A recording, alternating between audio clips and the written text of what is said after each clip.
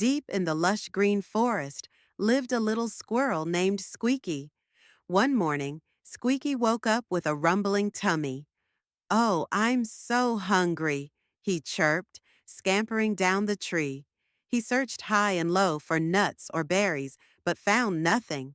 Suddenly, he spotted a small monkey, Mimi, happily munching on a ripe yellow banana. Without a second thought, Squeaky snatched the banana right out of Mimi's hands and gobbled it down. Mimi was shocked and started to cry. Tears streaming down her face, Mimi ran to her parents, Mama and Papa Monkey. "Squeaky took my banana," she sobbed. They knew Squeaky could be a bit mischievous, but this was not right. Later that day, Squeaky was still feeling a little peckish. He was strolling by the old barn when he saw a tiny chick, Pip, happily pecking at a piece of wet bread. Squeaky's eyes lit up.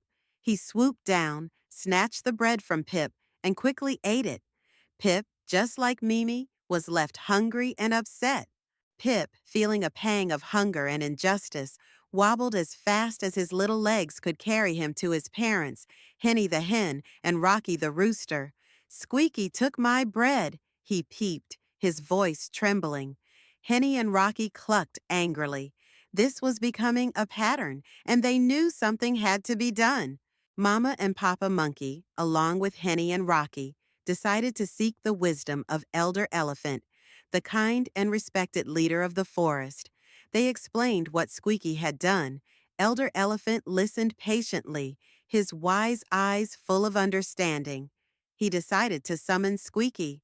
When Squeaky arrived, Elder Elephant asked him gently, "Squeaky, why did you take food from Mimi and Pip?" Squeaky, still feeling a bit defiant, puffed out his chest and said, "It's none of your business." Elder Elephant let out a low rumble, a sound that made the ground tremble slightly, indicating his displeasure.